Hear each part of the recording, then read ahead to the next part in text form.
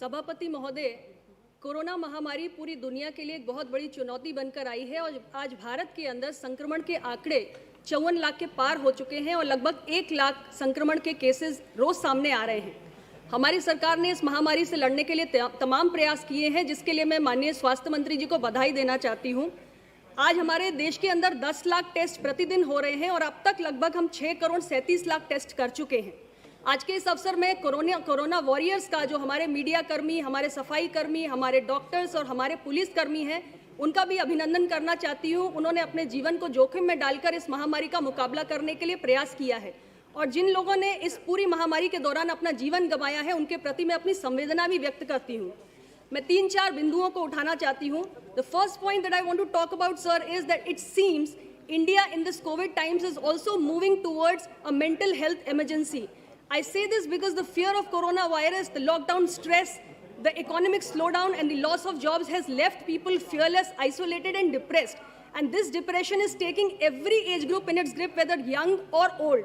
You would be surprised to know, sir, that there has been an increase in the web search for the word suicide in the past 1 month, which is like an emergency alarm.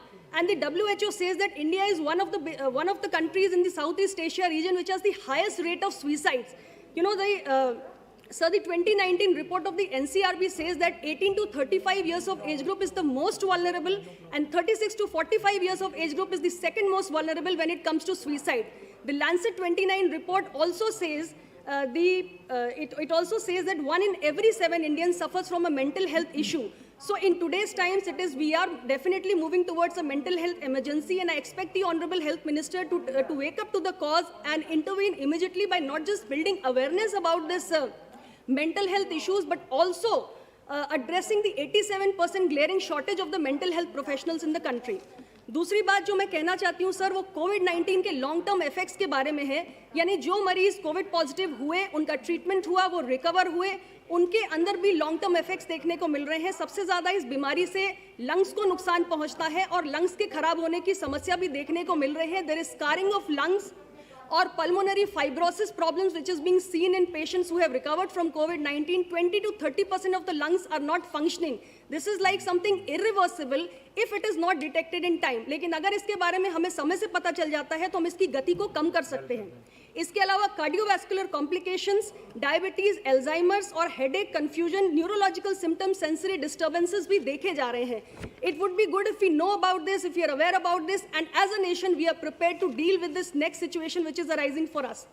तीसरी बात मैं कहना चाहती हूँ, sir, कि कोविड-19 के दौरान जो बायोमेडिकल वेस्ट जनरेट हो रहा है, उसको इकट्ठा करने वाले लोग भी बहुत जोखिम उठा रहे हैं, क्योंकि ऐसे लोग प्रयोगशालाओं से और अस्पतालों से ये बायोमेडिकल कचरा इकट्ठा करते हैं और हर रोज कई सौ किलो कचरा जलाने की इनके ऊपर जिम्मेदारी होती है। भारत के अंदर 2 मिलियन एज इन 20 लाख कूड़ा उठाने वाले हैं, रैग पिकर्स हैं, जिसमें 1,20,000 के करीब 14 वर्ष की उम्र से कम वाले बच्चे हैं।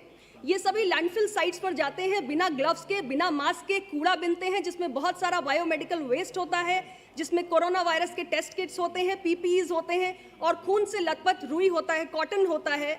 ऐसे तमाम मेडिकल वेस्ट जो इनके जीवन की सुरक्षा की ओर हमें ध्यान देने की ज़रूरत है, इसको मैं माननीय स्वास्थ्य मंत्री जी के संज्ञान में लाना चाहती हूँ। और चौथी बात जो मैं कहना चाहती हूँ, मैं ख़त्म कर रही हूँ, हमारे बीच में जो सबसे बड़ी समस्या है वो एसिम्प्टोमेटिक साइलेंट स्प्रेडर्स की है, यानी बिना लक्षण वाले मरीज जो बड़ी तेज़ी से, गुपचुप तरीके से, जिनको खबर भी नहीं है कि उनको प्रॉब्लम है, वो हमारे बीच में घूम रहे हैं, उस वायरस के स्प्रेड को बढ़ा रहे हैं। इनका कैसे पता लगाएं, इसको लेकर सरकार के क्या प्रबंध है, मैं माननीय मंत्री जी से जानना चाहूँगी। Sir, I am just concluding. Sir, सरकार ने बहुत प्रयास किया है, whether it was an act of God or it was an act of human, that's still debatable. That's still debatable.